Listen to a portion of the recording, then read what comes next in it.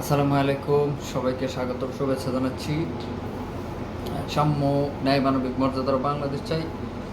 বাংলাদেশের পরিস্থিতি নিয়ে কথা বলতে চাই। তো আজকের যে বিষয়টি নিয়ে কথা বলবো সেটা হচ্ছে যে আসলে সাধারণ জনগণ বলতে আমরা কাদেরকে বুঝি, কারা আসলে সাধারণ জনগণ। তো বাংলাদেশের প্রেক্ষাপটে আসলে জনগণ হয়ে গেছে বিভিন্ন স্তরের, যেখানে একটা রাষ্ট্রের সমস্ত একদম গ্রাম থেকে শহর, অল এভরিথিং, আসলে টোটাল জনগণটাই হচ্ছে একটা রাষ্ট্রের জনগণ। কিন্তু বাংলাদেশের প্রেক্ষাপটে আসলে জনগণের বিভিন্ন প্রকারভেদ আছে। তো রাজনৈতিক ভাষায় আসলে জনগণ বিভিন্ন শ্রেণীর, বিভিন্ন ধরনের, আসলে যেটা একটা গণতান্ত্রিক দেশের আসলে কোনো শ্রেণী পেশা বিবেচ্য নয়। একটা গণতান্ত্রিক ব্যবস্থায় আমরা যেটা বুঝি, জনগণ মানেই হচ্ছে জনগণ। সে যেই লেভেলের হোক, যেই পর্যায়ের হোক, সে হোক কৃষক, সে হোক কোনো অফিসার, সেটা আসলে না। তো এখন এখানে জনগণ বলতে আসলে এখন যেটা বোঝা যাচ্ছে রাজনৈতিক ভাষায়, আসলে জনগণ হচ্ছে কোনো দল মতের বাহিরে, বাম ডান, আওয়ামী লীগ, বিএনপি, সমস্ত দলের বাইরে সাধারণ জনগণ, যে আসলে কোনো দলকে সাপোর্ট করে না কিংবা কোনো রাজনীতি নিয়ে আসলে চিন্তাভাবনা নেই, তারা শুধুমাত্র তাদের দৈনন্দিন জীবনযাপনকে আসলে চালিয়ে নিচ্ছে। তো তারা হচ্ছে মূলত প্রকৃত জনগণ। তাদের ভাবনাটাই আসলে রাজনীতিবিদদের ভাবনার যে কথা, কিংবা আসলে তারা যেটা আসলে মুখে বলে, তো সেই জনগণ হচ্ছে এই জনগণ যারা আসলে কোনো দলের না, কোনো মতের না। তো তারা শুধুমাত্র তাদের দৈনন্দিন কার্যক্রম পরিচালনা করে, এবং তারা আসলে কিভাবে তাদের নিজের জীবনযাপন করবেন সেই বিষয়টা নিয়ে আসলে তারা ভাবেন। কিন্তু তাদেরকে নিয়ে ভাবনার জায়গা আসলে কারো আছে কি না। যখন একটা দল একটা দল যখন ক্ষমতায় যায়, তো তখন তাদের কাছে জনগণ বলতে আসলে তাদের অনুসারী যারা, তাদের সমর্থনকারী যারা, তাদের নেতাকর্মী যারা, আমরা আসলে বিগত 50 বছরে, 53 বছরে আমরা সেটাই দেখে আসছি যে জনগণ বলতে আসলে কোনো একটা সরকারের, কোনো একটা দলের সমর্থক কিংবা তাদেরকে সাপোর্ট করে, তাদেরকে পছন্দ করে, তারাই হচ্ছে তাদের জনগণ। এর বাইরে যারা আসলে আছে, তারা আসলে জনগণ না কি জানি না, তাদের মধ্যে যেটার সাথে আমরা অভ্যস্ত। তো এখন নতুনভাবে আসলে বাংলাদেশের মানুষ, রাজনীতিবিদ, ছাত্র সমাজ আসলে যেটা চাচ্ছে, সেইটা আসলে কতদূর প্রতিফলিত হবে তার উপরে ভিত্তি করে বলা যাবে যে আসলে সেই প্রকৃত জনগণের মর্যাদা জনগণ আসলে পাচ্ছে কিনা। তো দেখা যাক আমরা আসলে জনগণ হয়ে উঠতে পারি নাই কেন। আমরা কি আসলে কি জনগণ? আমার মনে হয় না যে আমরা জনগণ হয়ে উঠতে পেরেছি। কিন্তু কেন পারি নাই এ কারণেই হচ্ছে, বাংলাদেশে স্বাধীন হওয়ার পর থেকে, কিংবা স্বাধীনতার মূল স্তম্ভ যেটা ছিল, যে মানুষের বাক স্বাধীনতা, গণতন্ত্র, মানুষের সার্বভৌম অধিকার, তো সেই জায়গাটা থেকে আসলে বিগত 53 বছরে মানুষ কতটুকু স্বাধীনতা পেয়েছে, মানুষ কতটুকু বাক স্বাধীনতা পেয়েছে, মানুষের যে মৌলিক যে অধিকারগুলো, সেই অধিকারগুলো আসলে কতটুকু তারা ভোগ করতে পেরেছে, কিংবা জনগণের যেই মূল যে সংজ্ঞাটা, সেই সংজ্ঞা অনুযায়ী আসলে জনগণ, সেই জনগণ, সে নামটা আসলে আদৌ কাজে প্রতিফলিত হয়েছে কিনা। তো সেক্ষেত্রে আমরা আসলে জনগণ হয়ে উঠতে পেরেছি কিনা, না, কখনোই পারি নাই। তার কারণ হচ্ছে যে যখনই দেশে একটা অন্যায় হয়েছে, দেশের জনগণের প্রতি নির্যাতন, নিপীড়ন, নানান ধরনের অত্যাচার অনাচার হয়েছে, তো সেই জায়গায় নানান স্বৈরাচারের রূপ আমরা দেখেছি বিগত দিনেও। সর্বশেষ 2024 জুলাই আগস্ট পর্যন্ত আমরা যে স্বৈরাচার দেখেছি, তো সেই ক্ষেত্রে এই যে জনগণের উপর যে সমস্ত অন্যায়, অবিচার, অত্যাচার চাপিয়ে দেওয়া, তো সেইখান থেকে আমরা আসলে জনগণ হয়ে উঠতে পারি নাই। কেন পারি নাই? তার কারণ কোনো কিছুর বিরুদ্ধে, কোনো অন্যায়ের বিরুদ্ধে ওইভাবে আমরা কোনো প্রতিবাদ করতে পারি না, এবং তাকে উপযুক্ত সেই জবাবটা আমরা দিতে পারিনি।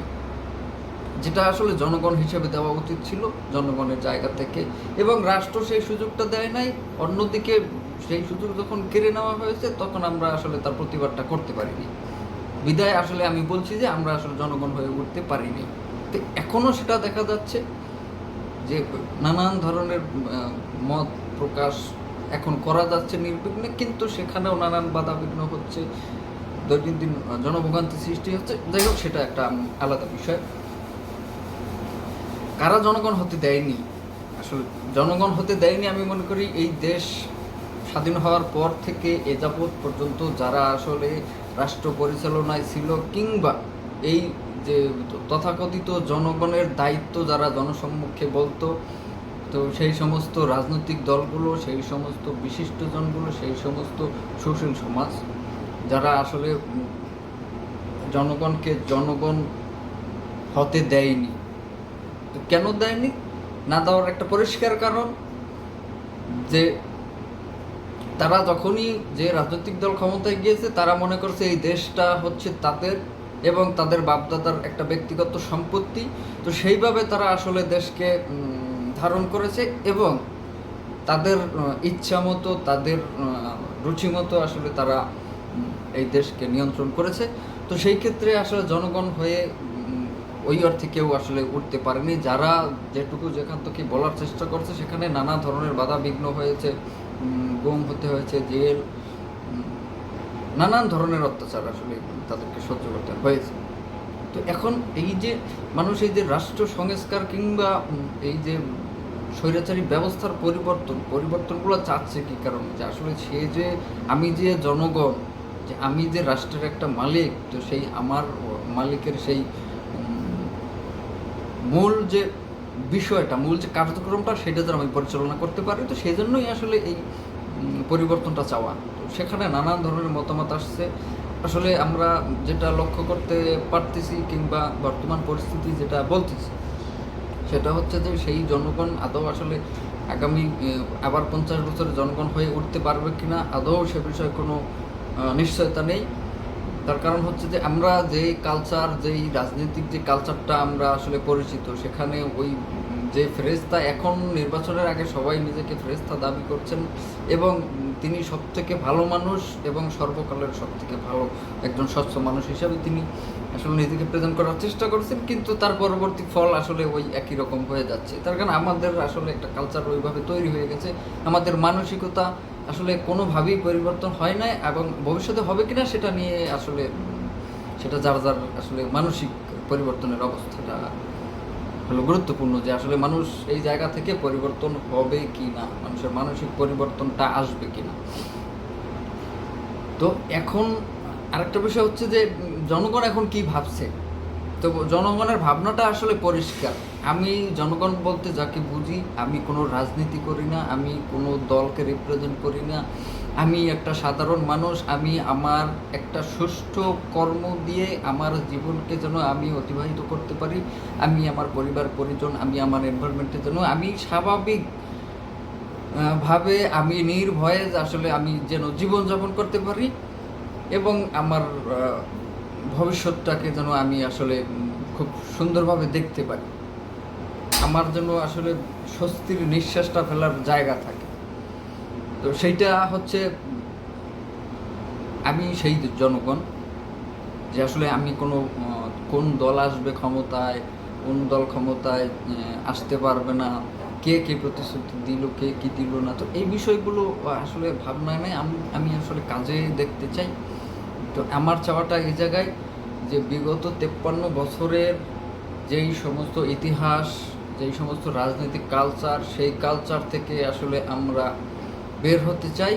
তা আমাদের চাওয়া হচ্ছে যে নির্বাচন হবে, একটা পরিবর্তন দেশে এখন আসছে, সবাই আশাবাদী যে এখান থেকে একটা ভালো যাত্রা যেন শুরু হয়। তো সেই যাত্রা শুরু করতে গিয়ে আসলে নানান মত বিমত এবং নানান ধরনের মন্তব্য এগুলো থাকবেই। তো এর উপর দিয়ে আসলে সেই কাঙ্ক্ষিত যে স্বপ্ন মানুষের, আসলে সেই স্বপ্নটা যেন পূরণ হয় এবং আমরা যাতে আগামীতে সেই নাগরিক হতে পারি এবং আমরা আমাদের কথাটা বলতে পারি, আবার যাতে কোনো আন্দোলন, আবার যাতে কোনো সংগ্রাম, আবার যাতে এই দাঙ্গা হাঙ্গা নিয়ে কারো জীবন দিতে না হয়, সেই রকমের একটা ব্যবস্থা যেন আসলে দেশের তৈরি হয়, সেই প্রত্যাশাই থাকবে। এবং এর সাথে একটা জিনিস হচ্ছে জরুরি, যে যাই বলুক না কেন সবাই জনগণের জন্যই রাজনীতি করে, কিংবা জনগণই হচ্ছে তাদের সবথেকে মূল জায়গা। তো সেই কথাগুলো যেন আমরা বাস্তবে দেখতে পাই, তো সেই প্রত্যাশা থাকবে সকল রাজনৈতিক দলগুলোর কাছে। এবং এই বর্তমান অন্তর্বর্তী সরকার আসলে যে উদ্যোগটা নিয়েছেন, আমি মনে করি তার উদ্যোগকে স্বাগতম জানাই, এবং সমস্ত জনগণের আসলে এই উদ্যোগকে সমর্থন করা উচিত এবং এই সরকারকে সহযোগিতা করা উচিত, যাতে সেই জনগণের আকাঙ্ক্ষার প্রতিফলনটা যেন আসলে এই সরকার করে দিয়ে যেতে পারে, অন্তত একটা ব্যবস্থা যেন করে দিয়ে যেতে পারে, যাতে জনগণের আসলে সেই প্রকৃত জনগণ হয়ে ওঠাটা আসলে আরও পরিষ্কার হয় এবং স্বচ্ছ হয়, সহজ হয়। ধন্যবাদ সবাইকে, সুস্থ থাকবেন, ভালো থাকবেন।